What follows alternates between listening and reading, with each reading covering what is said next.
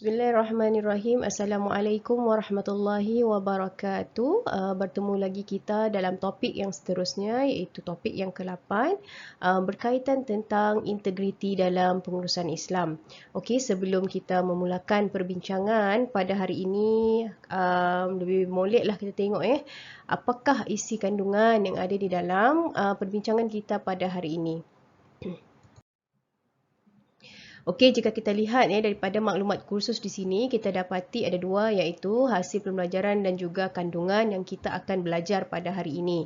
Okey, yang pertama, hasil pembelajaran daripada topik ini, pelajar-pelajar ataupun kamu sendiri dapat menjelaskan apakah kepentingan integriti itu di dalam pengurusan dan kenapa integriti itu sangat penting dalam pengurusan, dan ada beberapa perkara yang kita akan sentuh di sini berkaitan tentang integriti, iaitu kalau kita lihat ada 5 perkara, iaitu integriti kerja, integriti komunikasi, integriti dari sudut kewangan dan juga integriti masa dan juga isu semasa integriti lah. Maybe nanti kamu akan tengok dalam sini, slide sini, isu semasa dia tidaklah baru sangat, tapi itu antara isu-isu yang sentiasa berlegar lah.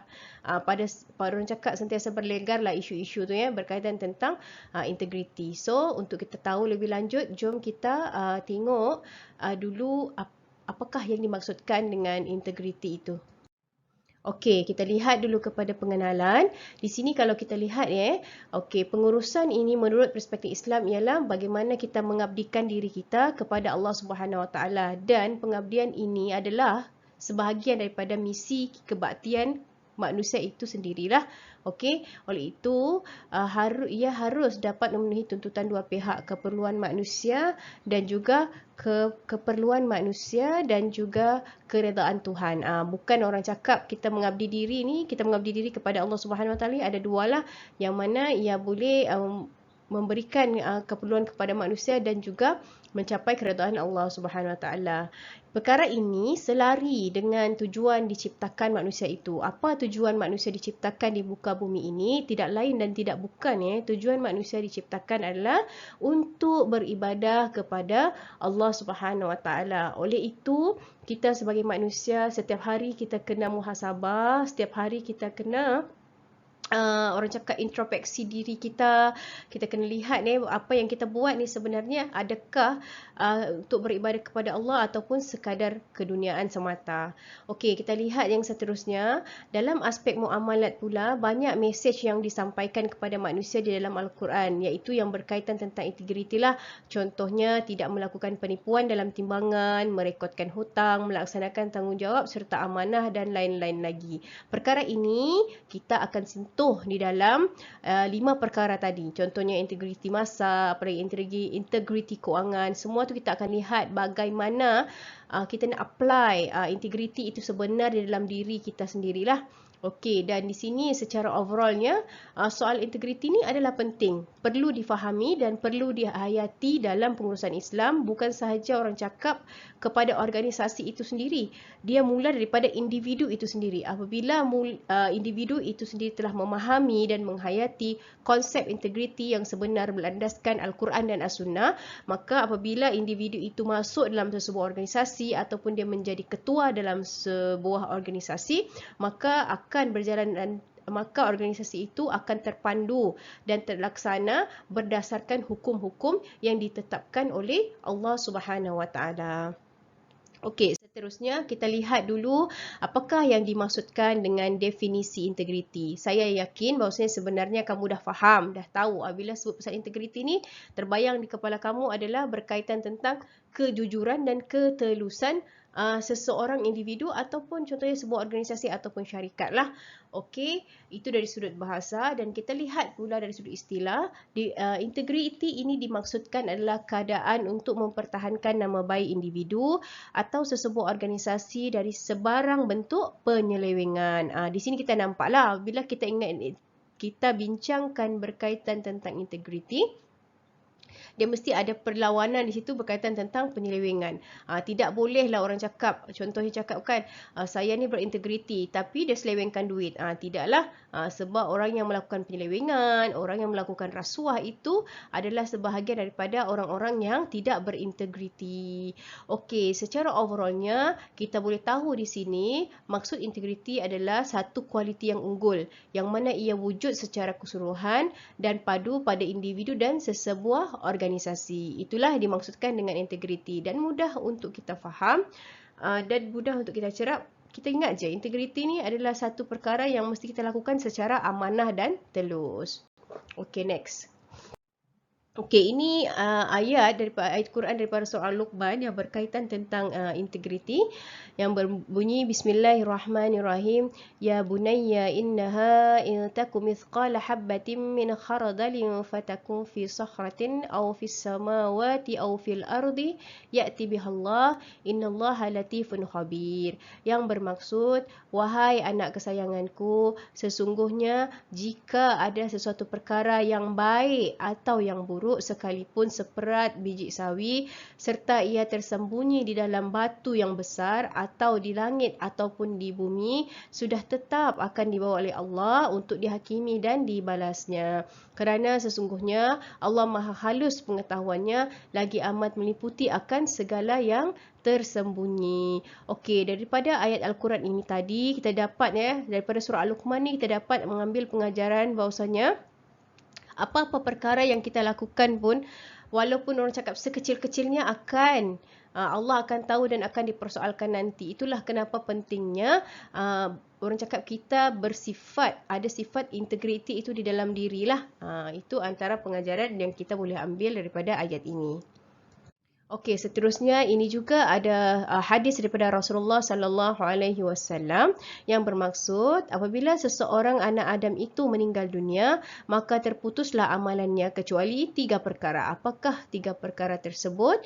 Yang pertama, sedekah jariah, yang kedua, mempunyai ilmu yang bermanfaat, dan yang ketiga, mempunyai anak yang soleh yang sentiasa mendoakan kedua ibu bapanya. Okey, daripada ayat ini kamu akan berfikir kan, apa kaitan integriti dengan hadis Rasulullah sallallahu alaihi wasallam yang saya bincangkan tadi? Okey, jika kamu lihat di sini dalam integriti itu kan kita ada sebut mesti bersifat amanah, mesti bersifat telus. Begitu jugalah dalam kehidupan kita seharian, bagaimana jika kita nanti akan kembali, memang kita akan pasti kembali kepada Allah Subhanahu Wa Taala. Jika kita tidak melakukan amalan-amalan yang berteraskan kepada integriti, apakah yang kita akan bawa kepada Allah Subhanahu Wa Taala? Apakah kita akan tunjuk kepada Allah Subhanahu Wa Taala? Contohlah pada saya mungkinlah kan, okey, kalau kita tak tahu, okey, kalau kita kahwin, alhamdulillah kita mungkin boleh ada anak yang soleh mendoakan. Kalau kita tidak kahwin, apa yang perlu kita bawa? Contohnya kita ada ilmu yang bermanfaat. Kalau kita tidaklah mempunyai ilmu sedikit, kita boleh memberikan sedekah jariah. Di sini semua sedekah jariah, ilmu yang bermanfaat dan anak yang soleh ini adalah lahirnya daripada perbuatan-perbuatan seseorang yang melakukan amalan yang baik. Okey, itu yang kita nak tekankan di sini. Okey, seterusnya macam saya katakan tadi, ada 4 perkara yang kita akan bincangkan pada hari ini berkaitan tentang kategori integriti. Yang pertama, integriti dari sudut kerja. Yang kedua, integriti dari sudut komunikasi. Dan yang ketiga, integriti dari sudut masa. Dan yang terakhir sekali adalah integriti dari sudut kewangan. So, kita akan lihat keempat-empat perkara ini bagaimana untuk kita melaksanakan integriti dalam setiap perkara ini. Okey. Kita lihat dulu berkaitan tentang integriti kerja. Apakah yang dimaksudkan dengan integriti kerja ini? Okey, integriti kerja ini apabila kita melakukan sesebuah pekerjaan, tidak kisahlah sama ada kita di organisasi ataupun kita ni sebagai seorang pelajar, contohnya kita ada grouping lah, berkumpulan membuat assignment, di situ pun dikira melihat kepada integriti kita, iaitu bagaimana kita secara telus menjalankan amanah dan tanggungjawab yang telah diamanahkan, diberikan kepada kita. Okey, dan kita boleh lihat di sini penghayatan kepada integriti kerja ini akan menjadikan seseorang itu ataupun seseorang individu itu lebih sentiasa beramanah, jujur dan telus dan mempunyai sifat-sifat terpuji seperti tekun, berdisiplin dan mengutamakan kualiti yang unggul dalam kerjanya. Ya, kita boleh nampak perbezaan antara orang yang berintegriti dan orang yang tidak berintegriti. Ini saya ambil contoh mudah dalam sesebuah organisasi. Nanti maybe one day kamu akan masuk kerja dalam sebuah organisasi, kamu akan boleh lihat dua individu yang berbeza dalam ruang kerjaya kamu. Okey, kalau orang yang berintegriti ini, dia berpegang kepada amanah dan tanggungjawab tersebut. Jadi, bila dia melakukan sesuatu kerja itu, dia akan melakukan kerja itu dengan tekun, dia akan melakukan kerja itu dengan sehabis baik. Jika dia tidak faham sesuatu kerja itu, dia akan cuba mencari jalan penyelesaian yang baik, and then dia tidak melanggar tata susila dalam organisasi dengan sentiasa berdisiplin. Namun begitu, di sebaliknya, bagi orang yang tidak berintegriti, mereka ini memandang remeh perkara-perkara amanah dan tanggungjawab yang diberi kepada mereka. Dan kebiasaannya, orang-orang yang tidak berintegriti ini mempunyai satu sifat yang mana ia selalu menyalahkan rakan kerjanya sendiri dan membuat alasan yang terlalu banyak. Kita boleh lihatlah perbezaannya nanti, dan pada saya sebenarnya tidak perlu kita pergi jauh-jauh nak bincangkan berkaitan dalam sebuah organisasi. Bila berbalik kepada situasi kamu sendiri, dalam situasi kamu belajar sekaranglah, kamu boleh melihat student yang berintegriti dan student yang tidak berintegriti, dan kita muhasabah pada diri kita sendiri. Kita lihat, adakah aku sepanjang belajar ini, adakah aku student yang berintegriti ataupun tidak berintegriti. Okey, kita boleh buat satu kertas, ambil satu kertas A4 and then ambil satu pen, kita tulis integriti buat ni dan tidak berintegriti. Cuba lihat apa yang ada di dalam diri kita. Apa yang kita berintegriti dan tidak berintegriti. Di situ kita boleh lihat, oh ada beberapa lagi yang aku tidak berintegriti. Contohnya aku akan ubah.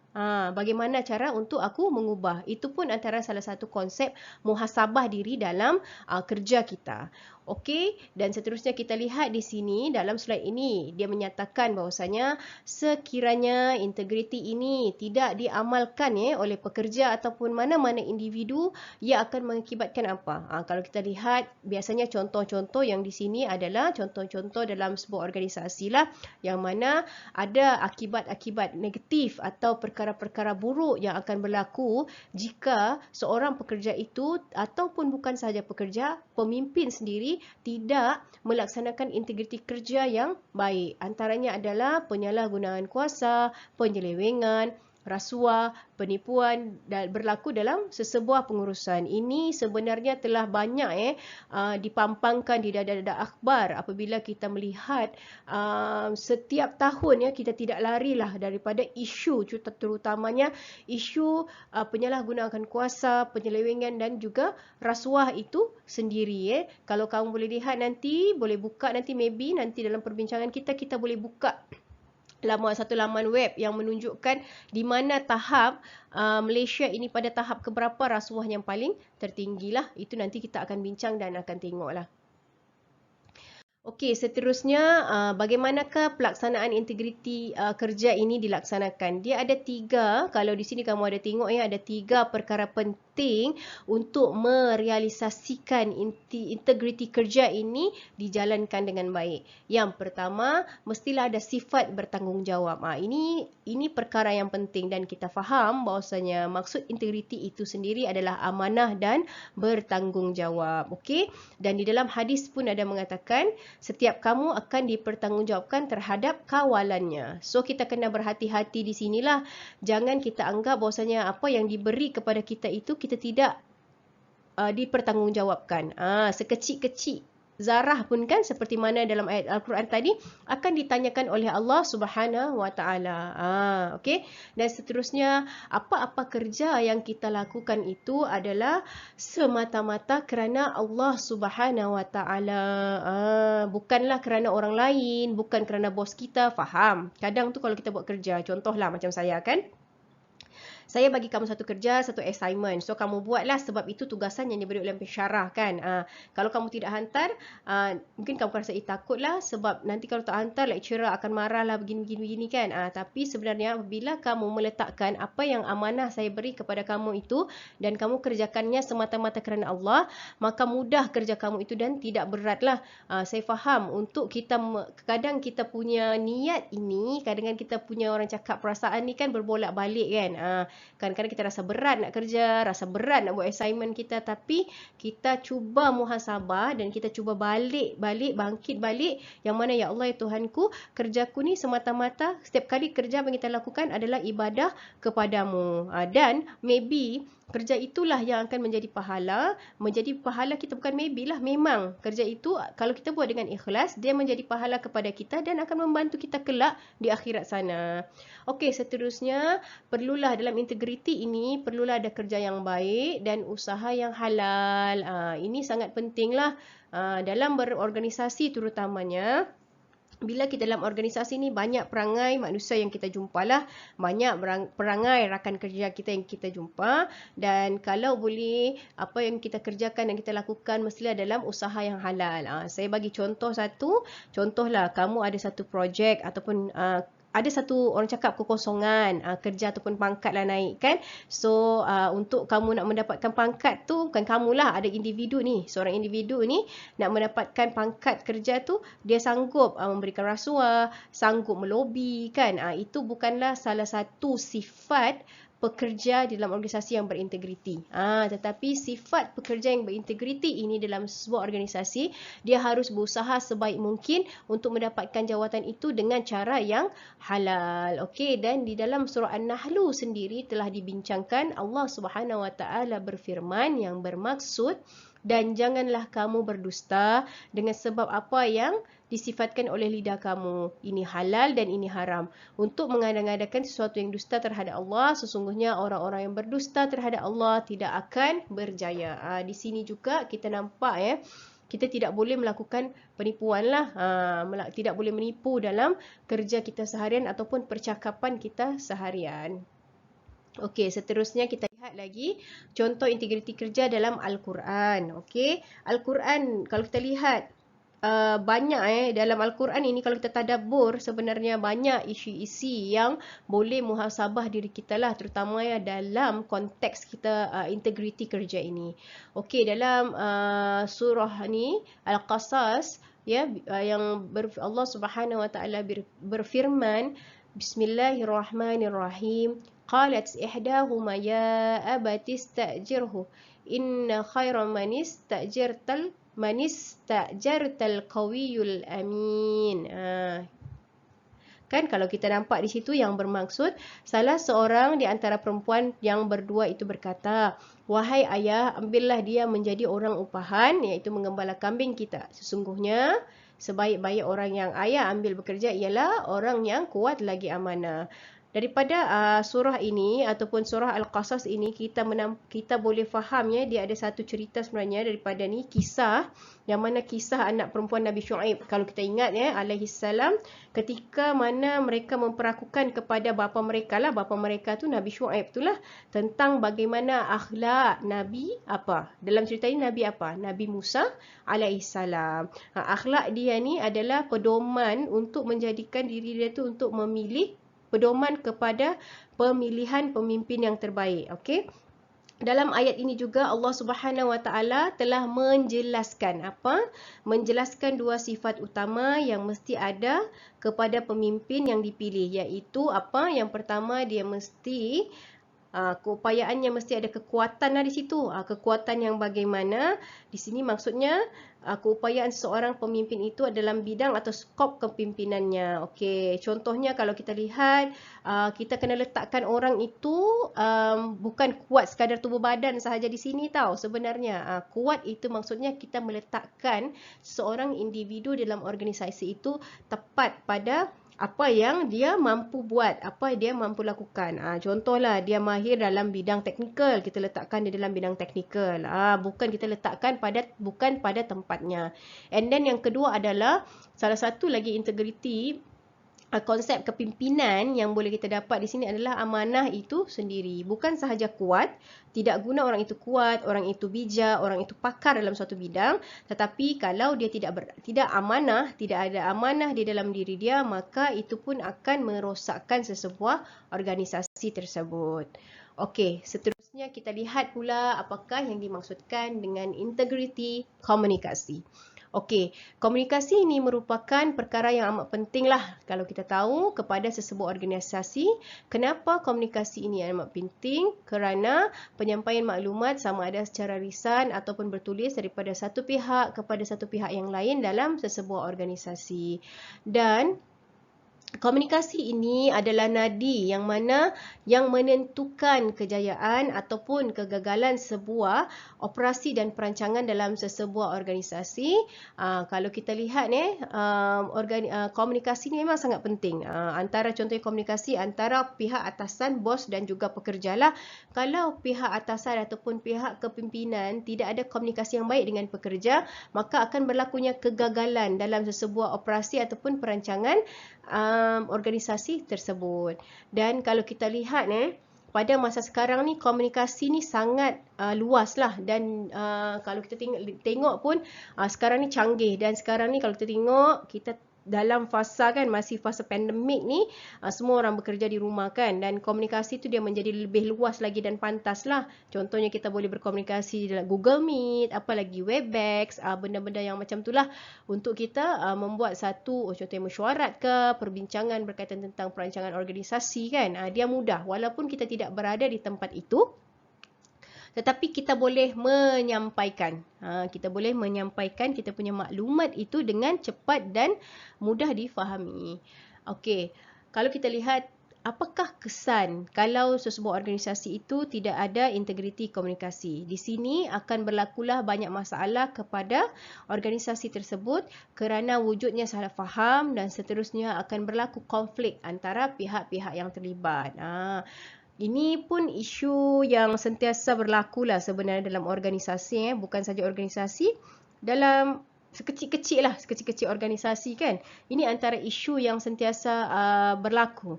Apabila komunikasi itu tidak berjalan dengan baik, maka akan berlakulah perkara-perkara yang berlakulah konflik konflik dalam sesebuah organisasi itu. Itu yang kita tidak maulah. Okey, seterusnya ini antara ayat Al-Quran lah contoh komunikasi dalam surah Ar-Rahman yang berbunyi Bismillahirrahmanirrahim. Ar-Rahman allamal Quran khalaqal insan allamahul bayan. Maksudnya Tuhan yang Maha Pemurah yang mengajarkan Al-Quran, dia menciptakan manusia, mengajarkannya pandai berbicara. Ini daripada surah Ar-Rahman. Okey, apakah etika komunikasi yang perlu ada dalam diri seorang individu itulah? Okey, yang pertama, kalau dalam ini etika komunikasi semualah bukan saja di dalam organisasi. Okey, yang pertama mestilah memulakan salam. Okey, kalau kita berjumpa dengan orang, kalau kita nak berWhatsApp berWhatsApp, nak bermesej dengan seseorang, nak memulakan perbincangan, contohnya dalam Google Meet, kita kena mulakan salam dulu lah. Contohnya Assalamualaikum warahmatullahi wabarakatuh, salam sejahtera, selamat pagi. Itu antara etika yang perlu ada bukan orang cakap kita ni nak WhatsApp, terutamanya kalau contohnya pekerja nak bertanya sesuatu dengan orang atasan dia, tiba-tiba terus tanpa ada salam, tanpa ada perkenalkan diri, and then terus tanya macam mana bos, yang ni okey tak? Itu tidak ada nilai integriti di situ. Okey. So, mesti memulakan dengan salam. Yang kedua, bercakap benar.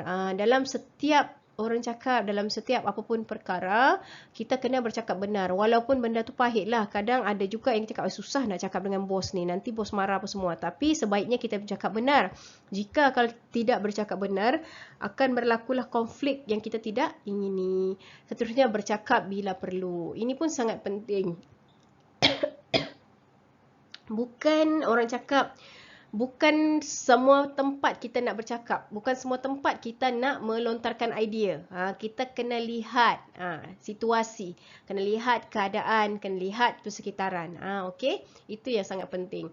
Dan keempat, elakkan dari menjatuhkan air muka ataupun maruah seseorang. Dan kelima, jangan menggunakan bahasa yang kasar dan lucah. Dan yang keenam, memanggil nama pendengar dengan nama yang disukai dan menghormati pendengar. Ini antara contoh-contoh etika komunikasi Islam. Inilah perkara yang sebenarnya dia bukan dalam organisasi sahaja. Yang ini kita kena amalkan dalam kehidupan kita seharian. Kalau kita jumpa orang yang lebih tua daripada kita, kita jumpa sahabat-sahabat kita, kita kena menggunakan etika-etika yang seperti inilah supaya tidak ada berlakunya konflik. Itu satu. Satu lagi, nampaklah kita menjaga integriti kita, and then tidak nampak kita ni seorang yang biadab dalam bercakap ataupun berkomunikasi. Okey. Okey, seterusnya ini memang kamu tahu, saya tidaklah terangkan secara lanjut, secara mendalam, tapi kalau kita boleh lihat, ada beberapa bentuk ya komunikasi ini, iaitu komunikasi secara lisan dan juga komunikasi bukan lisan. Okey, apakah komunikasi secara lisan? Komunikasi secara lisan ini pada kebiasaannya kita bercakap lah. Okey, kita bercakap and then kita melaksanakan mesyuarat, kita membuat pembentangan, kita membuat taklimat, contohnya taklimat berkaitan tentang kerja. Itu semua komunikasi secara lisan yang kita orang cakap face to face lah. Okey, dan seterusnya bukan lisan ini seperti email, surat, okey, media sosial dan aplikasi internet lah. Okey, contohnya kita mengantar email. Okey, selepas kita orang cakap, kadang-kadang kan dalam sebuah organisasi itu selepas dia mesyuarat, dia ada minit mesyuarat. So selepas mesyuarat itu pihak setiausaha akan memberikan minit mesyuarat yang berkaitan tentang mesyuarat tadi kepada semua pekerja-pekerja dia dan pekerja-pekerja dia bacalah. Itu antara bukan lisan lah. Okey. Seterusnya kita lihat pula aplikasi integriti komunikasi. Bagaimana kita nak aplikasikan orang cakap integriti, ataupun paling senang lah kita nak aplikasikan kita punya cara kita bercakap lah. Tadi kan saya ada letak etika-etika apa yang kita perlukan, contohnya sampaikan salam, semua tu kan. Okey, yang ini pula bagaimana kita nak aplikasikan. Pertama sekali, kita gunakan perkataan yang tepat dan ringkas. Jangan berjela-jela, jangan terlalu berbunga-bunga. Kita cakap terus direct to the point supaya orang faham. Dan penggunaan intonasi yang sesuai. Ini pun salah satu aplikasi yang sangat penting lah untuk kita ni kan. Dalam satu mesyuarat, contohnya mesyuarat tu kan besar, dalam satu mesyuarat yang besar, and then kita kan dah dibagi mikrofon masing-masing kan, tidak perlu bercakap dalam keadaan menjerit, kan, ataupun menggunakan intonasi bukan saja menjerit, menggunakan intonasi-intonasi yang boleh menyinggung perasaan orang lain. Contohnya kita intonasi sindiran, intonasi marah, apa lagi, kan, mengherdik kan, itu semua tidak boleh digunakan dalam percakapan seharian kita lah. Yang seterusnya, pengawalan mimik muka dan pergerakan badan semasa berkomunikasi. Ini memang agak sukar sikit lah. Kadang memang nampak, kalau kita marah memang nampak kita punya mimik muka tu dan juga pergerakan badan kita tu semasa berkomunikasi memang nampak kita marah.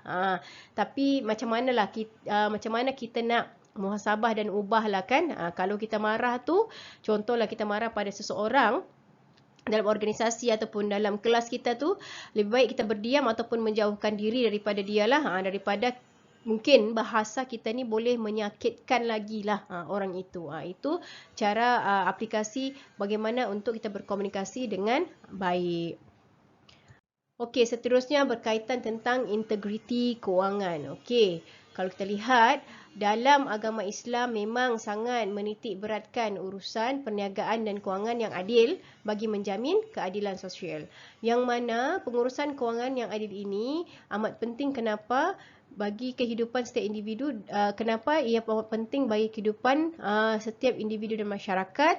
Kerana ia adalah alat yang menjamin kelangsungan hidup dan keselesaan hidup kita lah. Memang kita faham kewangan ni sangat penting integriti dalam kewangan ni bukan sahaja orang cakap tidak melakukan rasuah lah, mengambil rasuah lah, tapi macam mana kita menjaga dan mengawal selia kewangan kita tu pun, itu antara salah satu integriti yang kita perlu tekankan lah. Okey, jangan sampai orang cakap contohlah kita dapat gaji ataupun dapat beasiswa. Ni paling mudah lah contoh. Kita dapat PTPTN, dapat beasiswa lah. Satu SEM tu 2,500 contoh satu SEM 2,500 kita dapat. So bagaimana kita nak menguruskan duit beasiswa kita itu ataupun duit PTPTN kita dengan baik. Itu pun salah satu termasuk dalam integriti kewangan juga. Bukannya kita membazir, membeli benda-benda yang rasanya tidak patut pun, rasanya tidak menjadi kepentingan pun untuk kehidupan kita lah. Dia just macam pelengkap sahaja macam tu. Kalau tak ada pun tak apa sebenarnya. Okey. Dan seterusnya di sini juga yang saya nak tekankan berkaitan tentang integriti kewangan ini adalah kepada anak muda terutamanya, bagaimana menguruskan kewangan selepas bekerja. Ni kalau kita tengok anak-anak muda kita ni, kalau dah mula bekerja, apa yang pertama diorang ambil? Apa pertama? Mesti kad kredit. Kan? Sebenarnya kad kredit ni dia sebenarnya tak berapa baik sangat kalau kita jenis orang yang memang tidak pandai menyelia kewangan, lebih baik kita jangan mengambil kad kredit lah. Sebab dia akan menambahkan lagi beban hutang yang kita ada. Kita tidak mahu bebanan hutang lah. Itu yang sangat penting bagi anak muda. Kita kena selalu ukur baju di badan sendiri. Jangan menganggap bahwasanya okey tak apalah dekat kredit nanti gaji bayar. Kita jadi kebiasaan. Swap semua sana kan. Sekali tengok masuk ni hutang kita bayar. Lepas tu kita ni jenis pula orang yang tidak pandai menguruskan kewangan, maka berlakunya kalau kita tengok banyak bankrupt anak-anak muda ni. Satu lagi berkaitan tentang pembayaran PTPTN lah. Itu pun salah satu pengurusan kewangan yang sangat penting bagi student yang selepas belajar. Kalau kamu boleh bayar RM50, bayarlah RM50 setiap bulan. Jangan dibiarkan tidak dibayar. Itu pun satu, apabila kamu membiarkan kamu tidak bayar dia, itu pun salah satu juga antara kurangnya integriti lah dalam pengurusan kewangan itu sendiri. Okey, ini kita lihat pula berkaitan tentang isu kalau tidak berlakunya integriti kewangan di dalam inilah organisasi. Yang paling mesti kita tengok adalah masalah rasuah dan penyelewengan. Itu biasa, memang biasa, dan bagaimana sampai sekarang pun ada. So bagaimana untuk kita ni, kita kena sentiasalah menjaga. Kadang kita risau, kita dah nampak dapat projek kan, 1 juta, 2 juta kan projek kita tu kan, mata kita mula kabur kat situ. Di situ kita kena sentiasa, orang cakap, berpegang kepada sikap amanah itu sendiri dan bahawasanya kerja kita ni lillahi ta'ala. Okey. Seterusnya kita lihat pula antara ayat Al-Quran dalam surah Al-Baqarah ayat 188 yang berbunyi Bismillahirrahmanirrahim wala ta'kulu amwalakum bainakum bil batili wa tudlu biha ila al-hukami litakulu fariqam min amwalin nasi bil ithmi wa antum ta'lamun. Maksudnya, dan janganlah kamu makan atau mengambil harta orang-orang yang lain di antara kamu dengan jalan yang salah. Dan janganlah pula kamu menghulurkan harta kamu ataupun memberi rasuah kepada hakim-hakim kerana hendak memakan ataupun mengambil sebahagian dari harta manusia dengan berbuat dosa. Padahal kamu mengetahui salahnya. Ini kita kena tahulah dalam Al-Quran pun telah diterangkan dan dijelaskan bahawasanya jangan pula kamu menghulur harta kamu, memberi rasuah kan, memakan rasuah, mengambil rasuah. Tidak bolehlah. Sungguhnya itu adalah perbuatan dosa. Okey. Kita lihat pula integriti masa. Ini sebenarnya perkara yang sangatlah kan, diri saya sendiri pun saya kena ingatkan sentiasa berkaitan tentang integriti masa ini. Okey. Kita lihat di situ kepatuhan pekerja dan majikan aspek pengurusan masa. Ini kalau saya lihat dalam organisasi lah, dan kita pun kena lihat dalam diri kita sendiri. Bagaimana kita menggunakan masa itu secara bijak. Contohnya lah dalam situasi organisasi, okey, dari sudut organisasi macam mana kita menggunakan masa itu secara bijak dari sudut mesyuarat, menyiapkan tugasan, waktu masuk dan balik kerja. Kita lihatlah di sini kalau dalam organisasi ni terutamanya organisasi government lah selalunya kan. Kalau kita lihatlah di situ, kadang Pukul 8 masuk, dia punch card dulu, cantik dah sebelum pukul 8 punch card. Tapi tiba-tiba kan 8.30, pukul 9 tu masih ada lagi melepak-lepak dekat orang cakap kantin, dekat kafe kan. Padahal pada waktu itu sebenarnya adalah waktu bekerja. Waktu bekerja bagi penjawat awam lah. Pukul 8 pagi itu. Di situlah kita nampak bagaimana integriti masa itu. Sebenarnya kan kita kena hati-hati dan kita kena lihat lah. So ini semua akan dinilai oleh Allah Subhanahu Wa Taala. Okey. Dan di sini saya ada letakkan antara panduan pengurusan masa yang mana yang pertama kita kena pandailah membahagikan masa dengan seimbang. Bagaimana membahagikan masa dengan seimbang ni? Kita perlulah merancang kerja kita. Nampak yang last kali ni kan? To-do list ni merancang kerja kita. Tulis. Kalau kita orang yang tak suka tulis kan kat kepala tu dah fikir hari ni aku nak siapkan yang ini saja. Okey. Dan melakukan kerja kita dengan kadar segera dan tidak bertangguh. Sebenarnya dalam situasi penjagaan masa ini, yang banyak orang kecundang adalah sifat bertangguh itu. Kan? Awal-awal tu pertama, macam kita cakap lah, kita buat assignment. Contohnya kita ada 5 kelas, 5 subjek yang kita ambil pada SEM ini. And then maybe lah, kan, dalam satu kelas itu ada 2 assignment. So ada 10, kita kira lah, 5 kali 2 ada 10 assignment lah untuk 5 kelas. Okay, dan kita cakap, kita tengok, sepatutnya kita kena susun dah. Okay, dalam masa satu SEM ini, apa yang saya nak ambil? Apa yang saya nak ambil? Apa yang perlu saya dahulukan dulu? Subjek mana yang saya nak ni? Tengok kepada due date yang mana lecturer bagi. Sebenarnya apabila kita susun sebenarnya jadual kita dengan baik, tidak ada istilah kita lambat dan kita tidak tahu masa, kita alamak tak sempat nak hantar assignment, tidak ada istilah sebenarnya yang begitulah. Ini berdasarkan pengalaman saya sendirilah, terutamanya macam saya pun dalam pekerjaan pun macam tu saya buat. Saya akan to-do list. Saya akan merancang kerja saya dalam masa seminggu ini, apakah yang perlu dilakukan, apa yang perlu didahulukan, apa yang perlu kita akan letak di situ. Yang perlu, sangat perlu dan kurang perlu. Jadi kita boleh nampak, okey, sangat perlu, hari ini kita kena buat yang sangat perlu dahulu, siapkan, baru kita tengok yang perlu, baru kita lihat yang last kali yang tidak berapa perlu. Itu yang antara perkara yang kita boleh buatlah dalam pengurusan masa kita ini. Okey, mengelakkan melakukan perkara yang sia-sia. Ini juga kita nampaklah apa yang banyak mencuri masa kita ni kan. Terutamanya media sosial ni lah. Okey, yang keempat, fokus dalam melakukan pekerjaan. Fokus satu-satu. Bukan sikit yang ni kan. Kalau macam saya sendiri dalam pekerjaan ini, saya bagi contoh macam mana saya mengurus pekerjaan saya. Okey, saya akan fokuskan satu-satu dahulu. Saya akan siapkan satu, dah siap satu, baru saya siap satu. Saya tidak akan jump kepada kerja yang lainnya kalau saya belum siap. Kecuali ada urgent, perkara urgent yang macam tiba-tiba bos ada cakap, you kena buat yang macam ni, kena buat cepat, saya nak hari ni juga. So kita tinggalkan kerja tu sekejap and then kita buat kerja urgent yang mana bos kita nak pada hari itu juga. Yang paling penting sekali adalah di sini merancang kerja.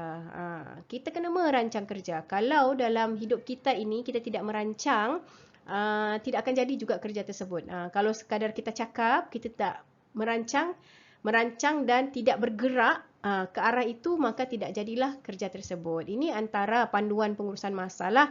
Sebenarnya fleksibel ya, dia berpandukan kepada diri orang itu sendiri. Kadang orang dia ada sesuai yang macam ni, dia berjadual. Ada yang orang dia tak suka berjadual tapi kerja dia siap. Kita tengok kepada situasi ataupun keadaan diri kita lah dan keadaan organisasi yang kita kerja itu. Okey, ini antara surah yang paling famous dan glamour lah. Kalau kita sebut berkaitan tentang masa, mesti surah Al-Asr. Kan? Di sini kan disebut Bismillahirrahmanirrahim. Wal-Asr innal insana lafi khusr illa alladhina amanu wa amilus salihati wa tawasaw bil haqqi wa tawasaw bis sabr. Demi masa, sesungguhnya manusia itu benar-benar berada dalam kerugian kecuali orang-orang yang beriman dan mengerjakan amal soleh dan saling menasihati supaya mentaati kebenaran dan saling menasihati supaya menetapi kesabaran. Dan kita boleh lihat di sini surah Al-Asr ini adalah antara surah yang terpendek dalam Al-Quran, tetapi sebenarnya ia memberikan memberikan makna yang sangat besar kepada kehidupan seseorang manusia itu ataupun seseorang individu itulah. Dan kalau kita lihat, surah ini mengandungi 3 ayat yang membentangkan kepada kita tentang apa? Tentang bagaimana cara-cara untuk kita berjaya dalam kehidupan dan selamat di dunia dan juga akhirat.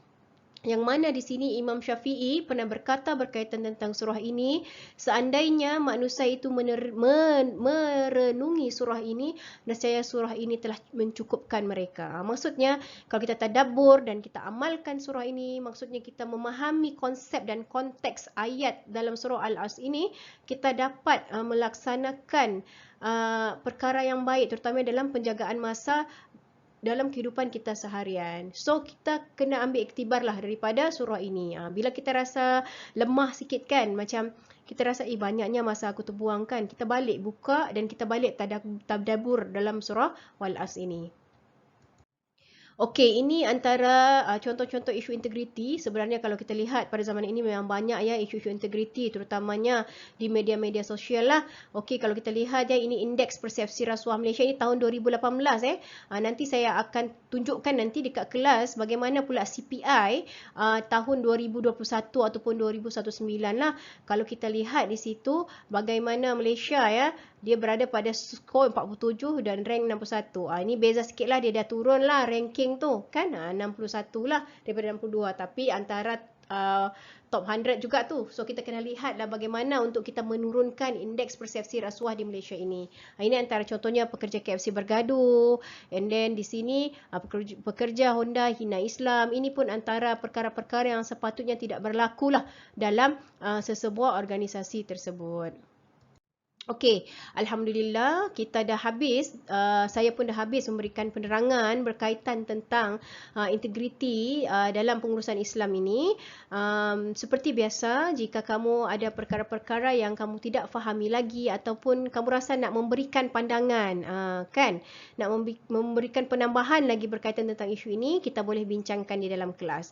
Okey, oleh itu kita jumpa lagi dengan topik yang seterusnya. Assalamualaikum warahmatullahi wabarakatuh dan salam sejahtera.